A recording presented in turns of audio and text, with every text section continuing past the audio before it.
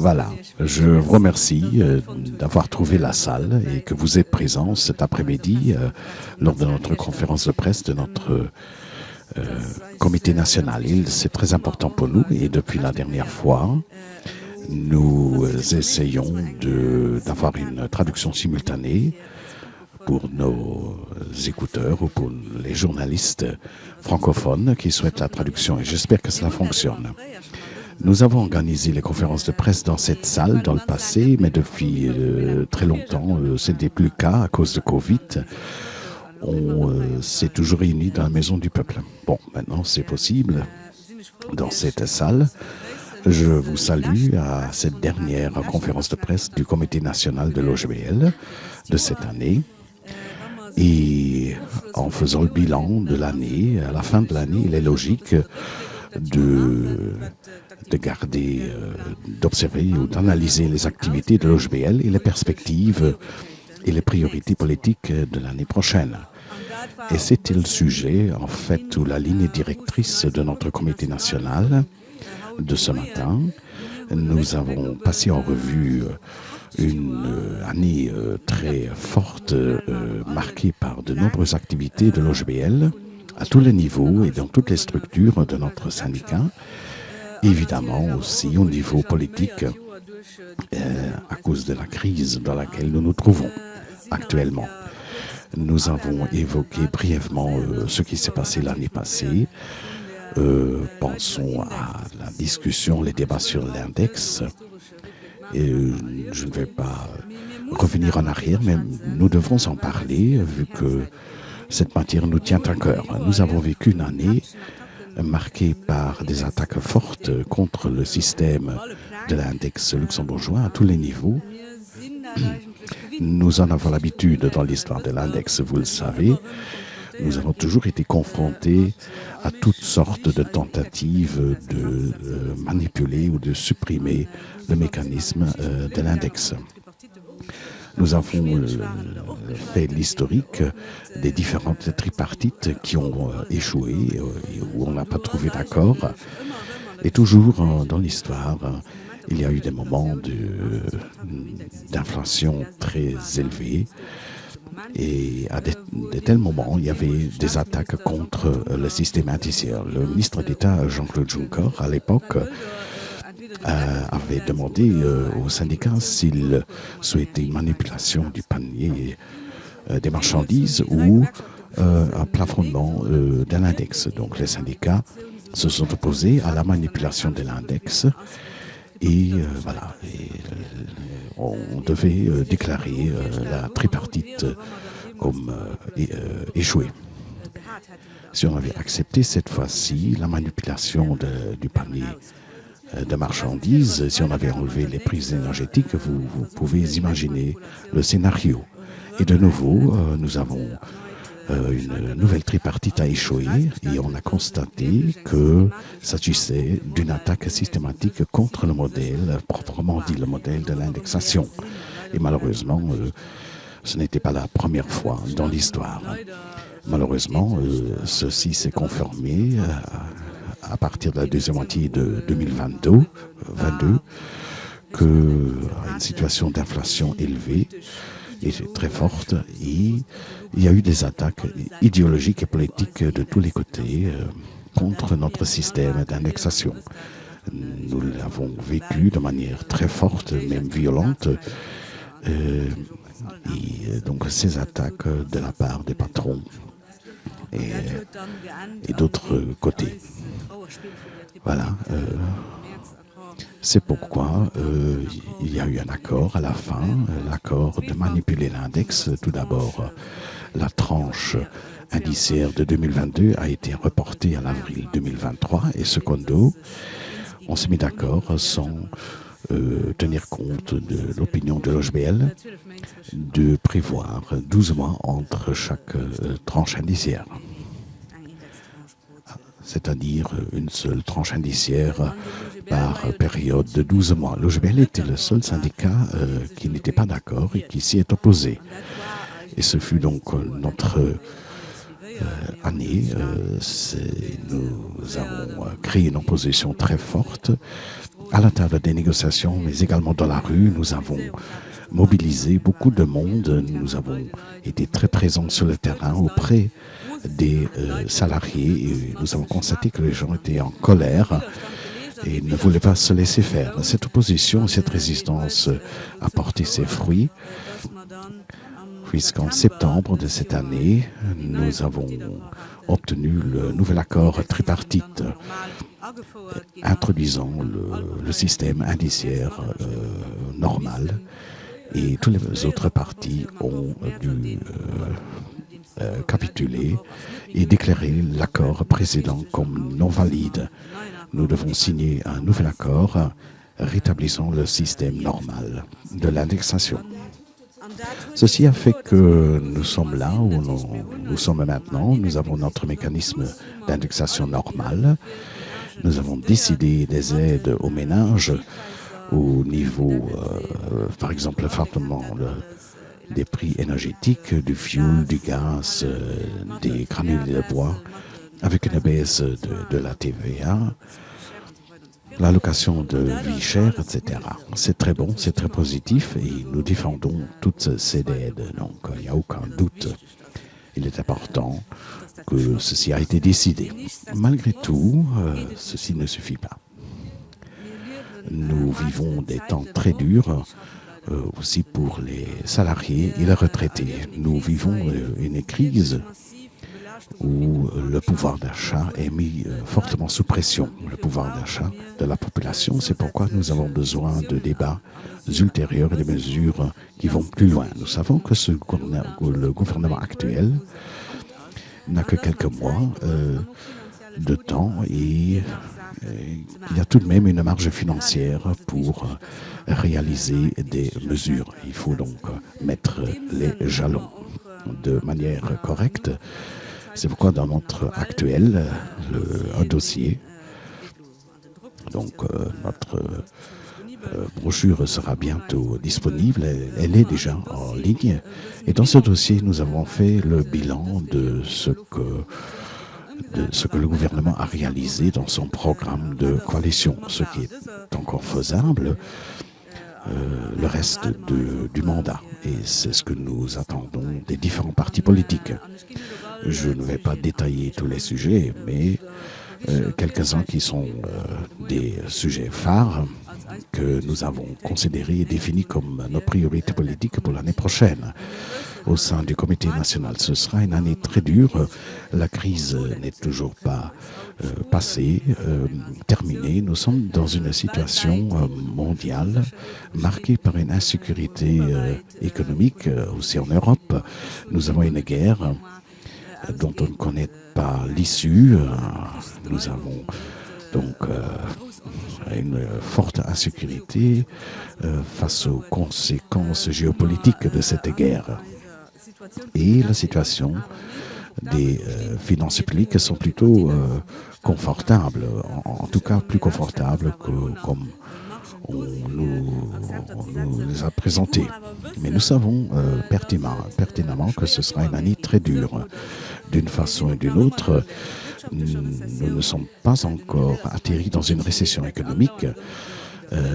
La réalité actuelle, c'est que nous n'avons pas de récession économique à l'heure actuelle. Et la question qui se pose, quand est-ce que cette récession viendra-t-elle? Combien de temps durera-t-elle?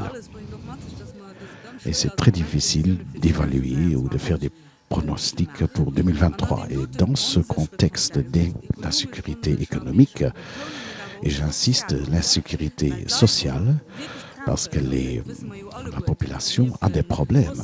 Il y a la hausse des prix de l'énergie, il y a la hausse des prix des aliments, une hausse générale, des intérêts. Nous avons une crise du logement qui n'est toujours pas résolue. Et il y a beaucoup de gens qui ont des problèmes à payer leurs factures, à joindre les deux bouts à la fin du mois. Et nous vivons de nouveau les premières attaques contre le système d'indexation. Et permettez-moi aussi de dire que selon le rapport de l'OCDE, qui a de nouveau prêché de bonnes solutions, c'est-à-dire une attaque frontale contre le système d'annexation qui apparemment nuirait notre compétitivité, qui attiserait l'inflation. Pourtant, il est prouvé que c'est faux. Le SATEC le confirme également. Nous avons des faits qui montrent bien que ce n'est pas le cas. À l'opposé d'autres pays, nous avons moins d'inflation malgré l'indexation. Il y a des preuves historiques, des preuves scientifiques. Mais tout de même, dans le contexte actuel, l'OCDE nous rend coupables de nos propres problèmes. C'est évidemment désagréable dans une situation où la population est de plus en plus frustrée et en maîtrisant la crise actuelle. Et depuis très longtemps, on ne pouvait plus garantir la paix sociale, la cohésion sociale dans notre pays. Il y a eu de fortes mobilisations, des gens qui se sont engagés dans la rue, et nous avons réussi à trouver, à garder l'équilibre et la paix sociale à un niveau précaire. Et dans ce contexte, l'OCDE, comme tout cela ne s'était pas passé, l'OCDE nous dit de nouveau que l'index est notre problème. Et l'OCDE nous propose même le modèle belge de l'index. Tandis que les syndicats belges doivent se battre tous les jours contre les inconvénients de leur système d'indexation.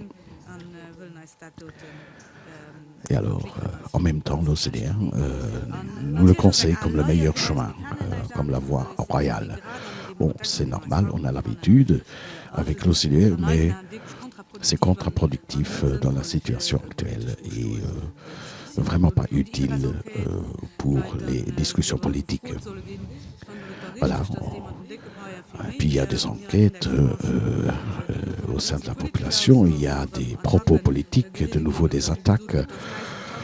Et voilà, on dit rien n'est tabou, il faut discuter de tout, mais nous avertissons tout le monde que de nouveau on crée une ambiance néfaste et mais pas avec l'OGBL. Et donc important à la veille de l'année 2023, qui est une année électorale et en même temps une année de crise, il faut que nous insistions que ce n'est pas la bonne route. Cherchons des solutions ensemble avec les entreprises, des solutions qui apportent de nouveau la paix sociale. Et comme ce sujet a à nouveau été évoqué, nous voulons quand même insister sur le fait que le plafonnement de l'index est la mauvaise voie. Ce n'est pas la voie à suivre, c'est un argument populiste qui cache de nouveau une attaque contre ce système. Mais on nous cache la vérité. Et le plafonnement de l'index n'apporte rien de plus. Et surtout pas les niveaux des salaires les plus bas. Donc, c'est ce qu'il faut dire et redire. Et si nous commençons à plafonner l'index, ceci signifie pour les entreprises que les gens ont moins de pouvoir d'achat et achèteront donc et consommeront donc moins. Et ce n'est même pas raisonnable d'un point de vue économique de revenir à ce sujet. C'est contre-productif dans une phase post-Covid, dans une phase de crise dans laquelle nous voulons justement favoriser l'économie et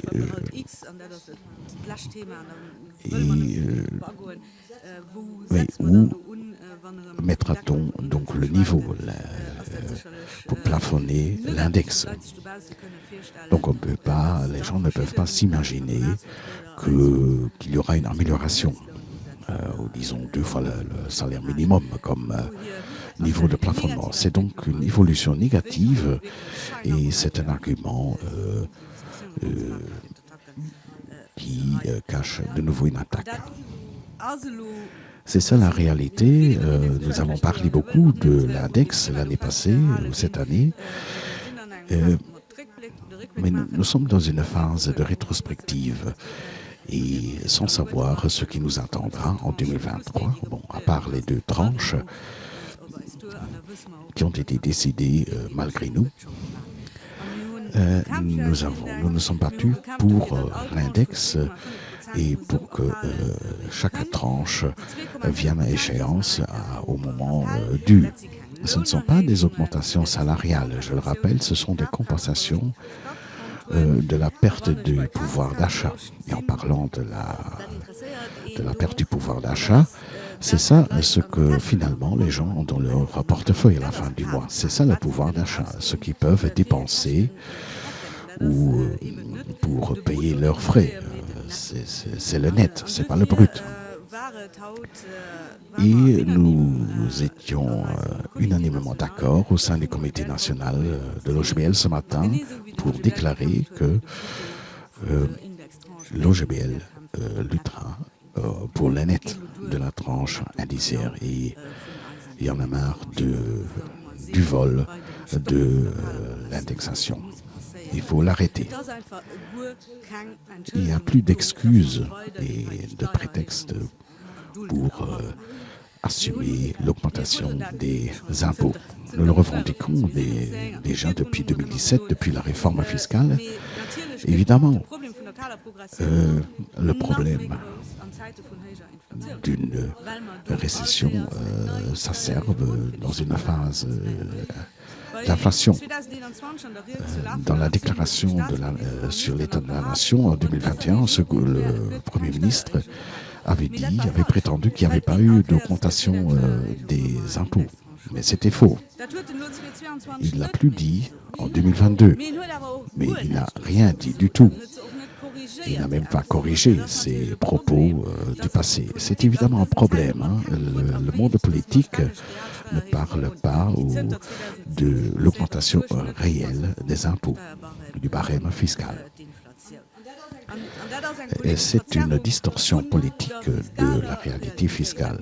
Il faut le dire comme c'est. Nous sommes dans une réalité fiscale que nous ressentons tous, les personnes physiques. On ne peut pas dire qu'il n'y a pas d'augmentation des impôts. Et cette distorsion de la réalité et l'embellissement de la situation est plutôt général du côté du gouvernement. On nous parle de la plus grande réforme fiscale et enfin on a trouvé un équilibre fiscal, une justice fiscale, mais ce n'est pas le cas. Nous avons une injustice massive dans notre politique fiscale au Grand-Duché. Ce qui s'est passé en 2017, on a arrêté les augmentations des impôts. Les antérieurs maires, ils ont ouvert la voie vers une augmentation fiscale. Par après, on ne peut pas parler d'une véritable réforme de la politique fiscale. Donc c'était plutôt un rétablissement des pertes dues à la progression froide. Et en 2017, on a tout simplement continué. À l'époque, l'OGBL a revendiqué un arrêt de cette progression froide et ce qui ne s'est pas passé. Et ce gouvernement, le gouvernement actuel, jusqu'à présent, porte la responsabilité de 5 augmentations fiscales depuis le début de son mandat. Si l'on compte les tranches payées l'année prochaine, on est à 8 augmentations fiscales. Donc il faut dire que c'est la réalité des contribuables. Ceci coûterait donc 600 millions d'après la Chambre. Mais plus on attend, et surtout dans une inflation forte, la perte du pouvoir d'achat est devenue plus grave. Pour cette raison, nous devons contrecarrer ces objectifs dans les mois et dans les années à venir. Sinon, on glisse vers un système pire que le système en 2009. Donc on arrive au même système qu'avant la réforme fiscale de 2017. Donc on peut dire, bon, le gouvernement déclare qu'il ne fera plus qu'il ne procédera pas à une augmentation fiscale. Oui. Indépendamment, donc, si le gouvernement ne fait rien, alors probablement la grande réforme fiscale arrivera au plus tôt 2025. On est déjà à une forte perte du pouvoir d'achat. Est-ce qu'on attendra une perte de 30% et plus? Et c'est une spirale qui n'est plus acceptable et tenable. Et dans le contexte actuel, dans la situation actuelle de la crise, nous devons tenir compte de ce fait. Et nous pensons que c'est faisable, que le gouvernement actuel pourra réaliser cette étape. Nous sommes... On est toujours confronté à ces débats. On l'a vécu au moment de la tripartite avec nos revendications. Et par la suite également, la ministre des Finances et le gouvernement nous dit toujours que si on adapte le barème, alors les grands salaires profitent le plus. Et on pourra trouver un modèle d'adaptation du barème et nous sommes prêts à cette discussion. Mais les faits disent le contraire. Et juste quelques chiffres. Bon, les 2,5% bruts ne représentent que 1,7% net sur les salaires moyens. Et la perte maximale sur le salaire net suite à la non-adaptation du barème se situe à 5%, c'est-à-dire pour un salaire brut de 5 000 euros. Quelqu'un qui a un salaire de 10 000 euros brut perd 3% proportionnel de son salaire à cause de la progression froide. Et même moins de 2% pour un salaire de 15 000 euros. Et à cause de la constellation de notre barème, c'est la classe moyenne qui est touchée le plus.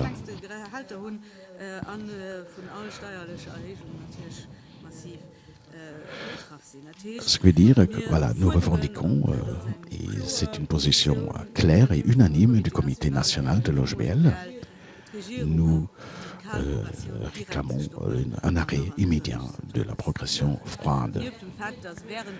Et nous aurons connu 8 augmentations fiscales d'ici fin 2023. Et il n'y a pas eu d'augmentation fiscale sur le capital. Il faut arrêter ce vol. Et ce sera le sujet phare de l'OGBL aussi lors de la rentrée en janvier. Nous allons lancer une campagne autour de ce sujet. Et nous ne lâcherons pas prise. Et un autre sujet important lié au pouvoir d'achat, c'est la crise du logement. Et permettez-moi juste l'abordement de 2 chapitres, le bail à loyer et l'impôt foncier. On a entendu tellement longtemps le frein des loyers et on en discute depuis longtemps. Il y a 2 propositions d'amendement de la législation qui, à notre avis, vont dans la mauvaise direction. Nous sommes dans une situation où on peut se poser la question quelle est la différence finalement entre une libéralisation totale des loyers il n'y a aucune différence. Donc, c'est la libéralisation totale et c'est le marché qui règle, entre guillemets, le problème. Ce qui ne change rien au problème des locataires. Le ministre qui a le logement dans son portefeuille a déclaré haut et fort que le logement est sa priorité, mais cette priorité ne l'est plus. Et on fait des cadeaux aux classes mieux situées, les classes plus riches dans notre pays. Et lorsqu'on va introduire un frein, un plafonnement des loyers, sur base de calculs farfelus, le loyer maximum devrait alors s'orienter vers l'évolution des prix sur le marché du logement. Aucune relation, aucun rapport avec l'évolution des salaires. On permet donc un rendement sur le rendement et des pronostics l'ont bien montré et ceci ne change rien au problème. L'impôt foncier, nous sommes en train de faire l'analyse du texte, mais ce qui ressort clairement et ce qui fait défaut à notre opinion, et l'opposition de Logebel était claire, nous devons nous opposer à la spéculation sur le marché du logement, le marché immobilier. C'est un moyen pour résoudre la crise du logement. Donc, arrêter la spéculation sur les terrains, sur les immeubles.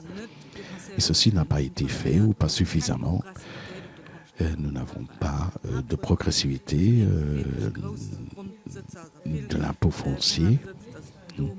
Donc celui qui possède beaucoup de terrain ne paye pas plus d'impôts proportionnellement. Et la réforme à attendre n'aura des effets que dans 15 ans. Et entre-temps, les spéculateurs peuvent se reposer et voilà, avoir la conscience tranquille.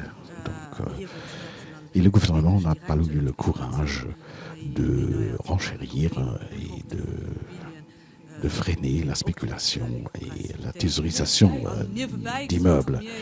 Nous avons toujours dit que grâce à l'impôt foncier, ou l'impôt sur la spéculation, nous pouvons générer des recettes là où il y a de l'argent.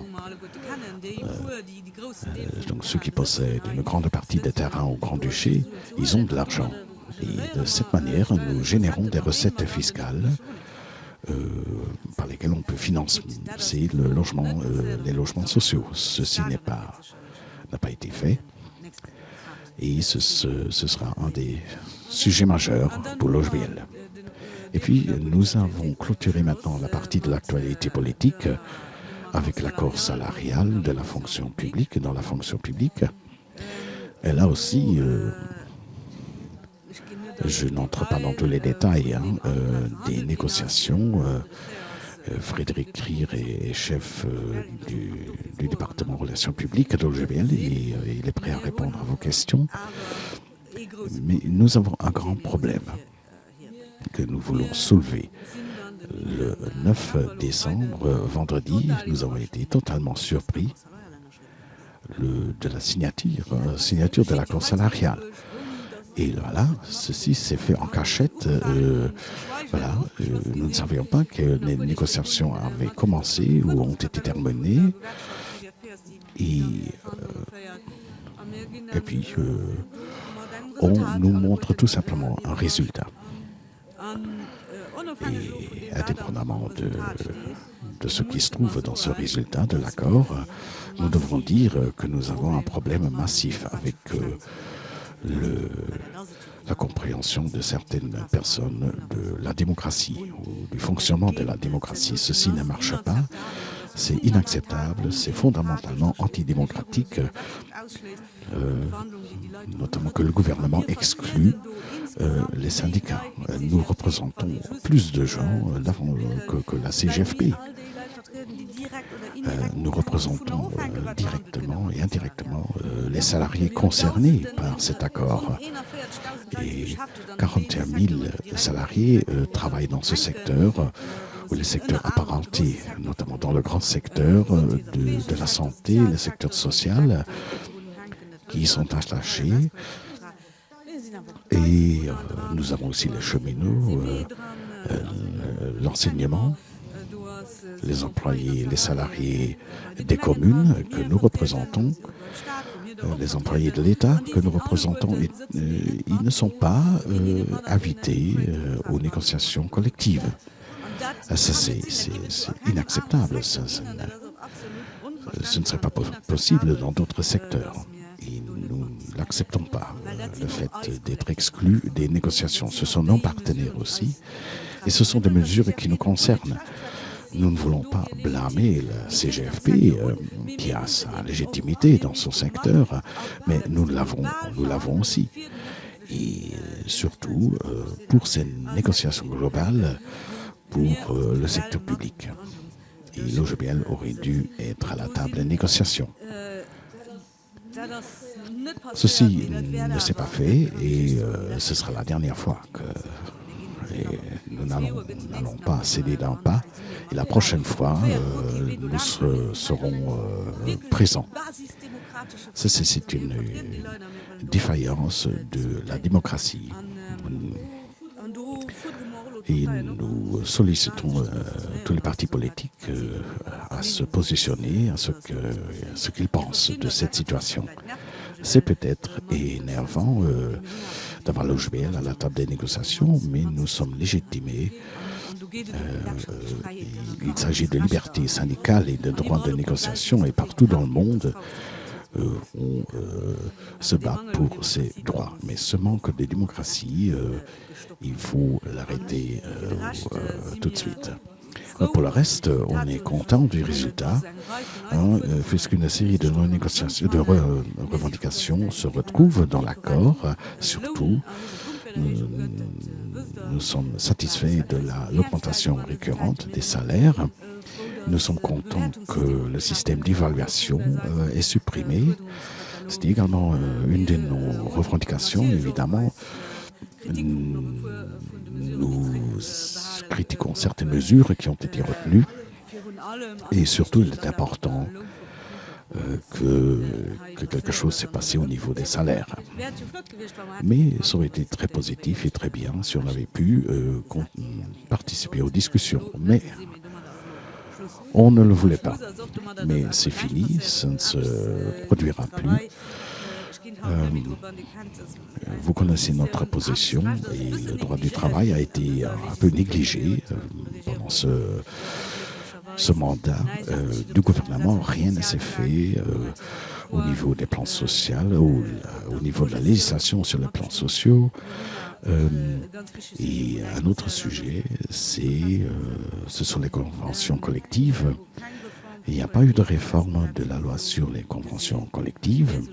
Une loi qui serait tout de même urgente, vu que beaucoup d'entreprises n'ont pas de convention collective dans notre pays et ce n'est plus tenable. Donc il faut que se passe quelque chose. Et récemment, nous l'avons constaté, vu, il y a eu l'exemple concret de la gastronomie, de l'hôtellerie et des cafés. Et si je voudrais maintenant demander à David Angel de nous décrire la situation dans le secteur Oresca. Il est responsable du secteur Oresca. Il nous parlera de ce point et aussi du conflit Auchan, conflit dû aux frais de parking. Alors, et puis nous allons aller en ligne, clôturer la conférence de presse avec des informations très actuelles sur les lignes de bus que le gouvernement souhaitait supprimer. Merci Nora. Bon après-midi. Comme Nora vient de le dire, je représente le secteur du commerce, des garages et le secteur de l'Oresca. C'est un secteur qui, comme vous savez, compte des milliers d'entreprises avec très peu de salariés et où il est très difficile pour le syndicat d'être présent, de négocier dans toutes les entreprises sans exception. Nous avons affaire à plus de 4000 entreprises, dont 2 tiers comptent moins de 5 salariés.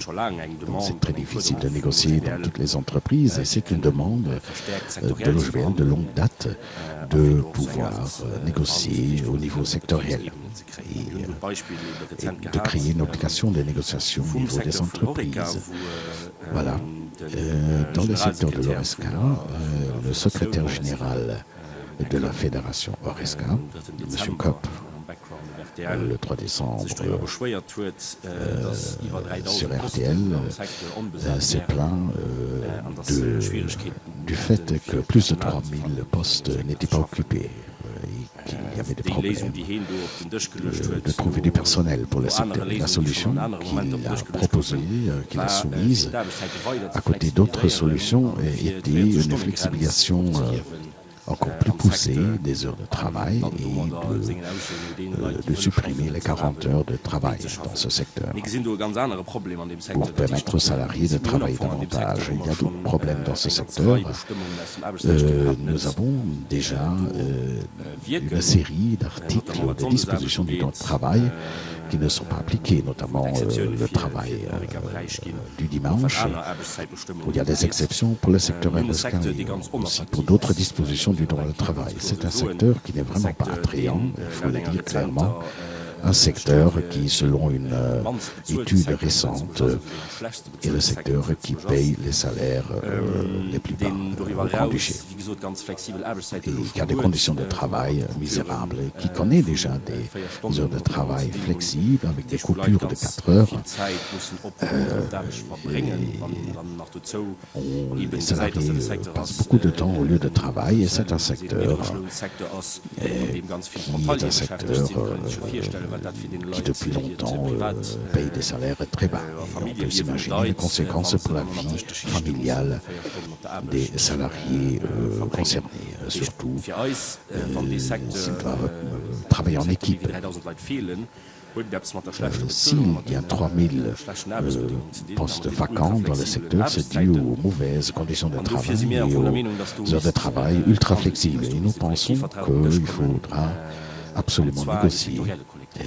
On a besoin d'une convention collective sectorielle, vu que nous ne pouvons pas négocier avec des milliers de patrons individuellement. Ce n'est pas possible.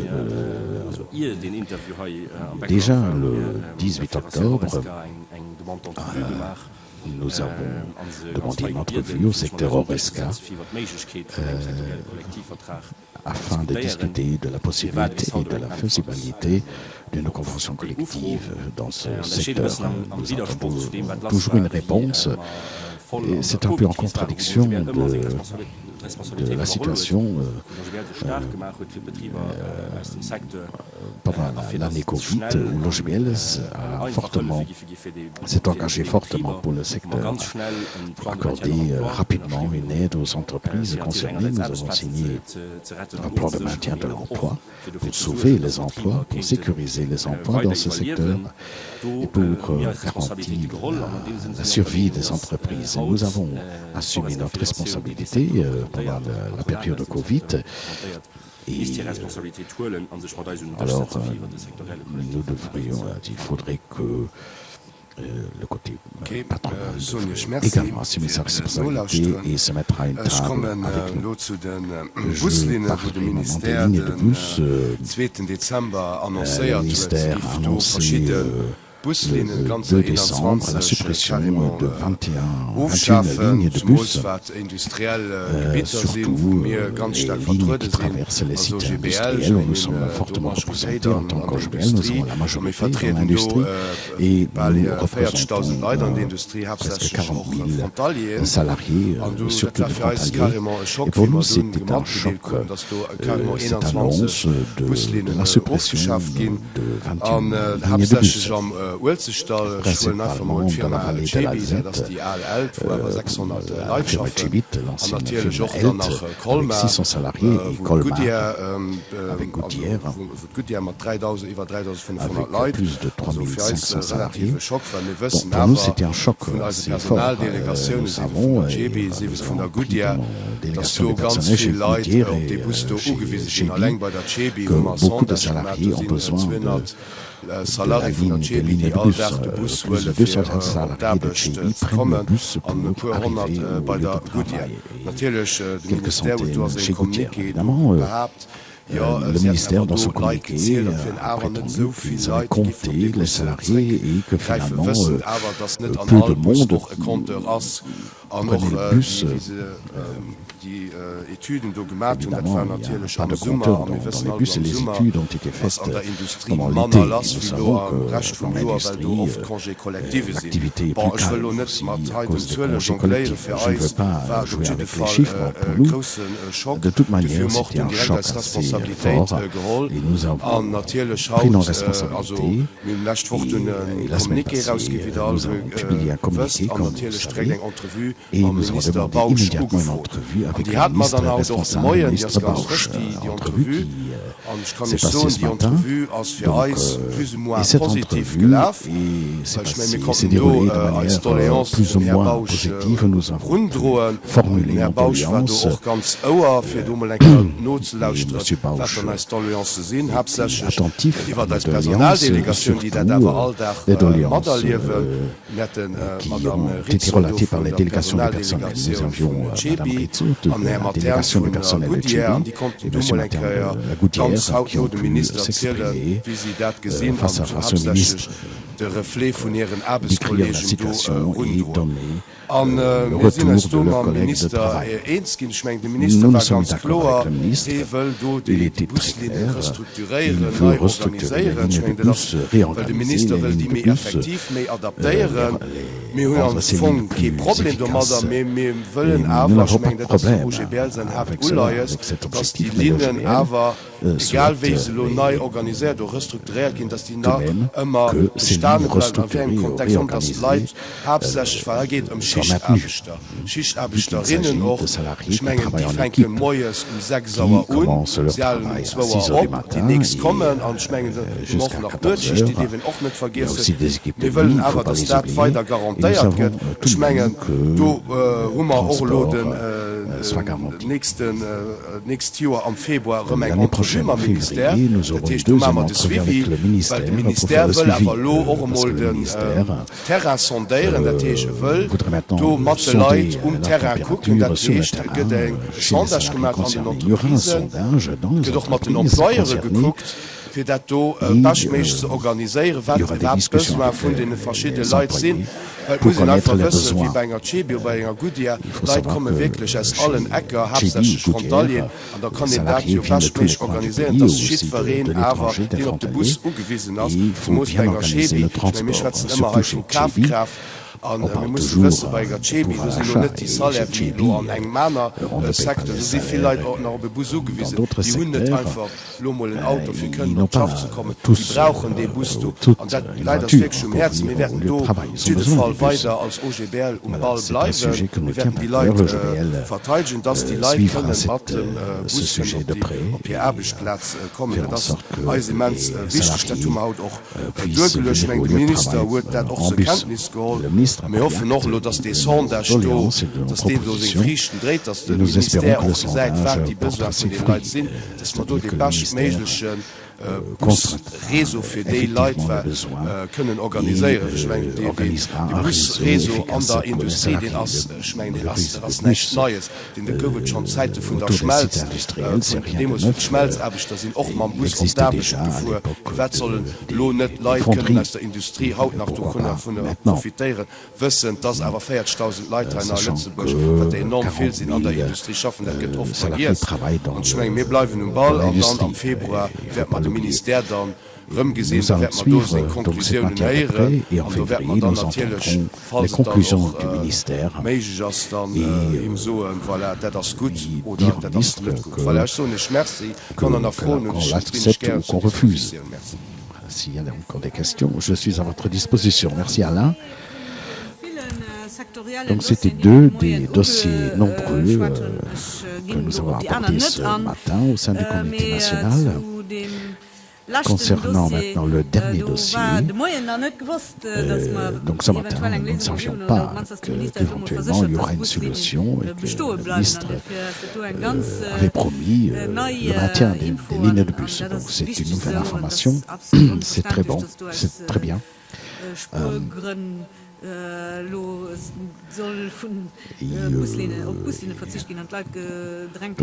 il serait inacceptable de supprimer des lignes de bus dont les salariés ont besoin pour des raisons économiques. Voilà, nous assurons le suivi. Nous garderons tout cela, tous les dossiers à l'œil. Idem le secteur dont David est responsable, le secteur Oresca. C'est important pour nous. Il faut faire un choix quelque part et agir.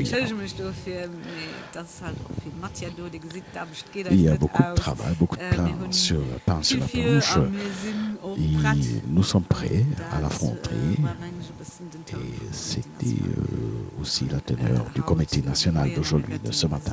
Et c'est dans cet esprit que nous allons nous engager l'année prochaine. Merci de votre patience.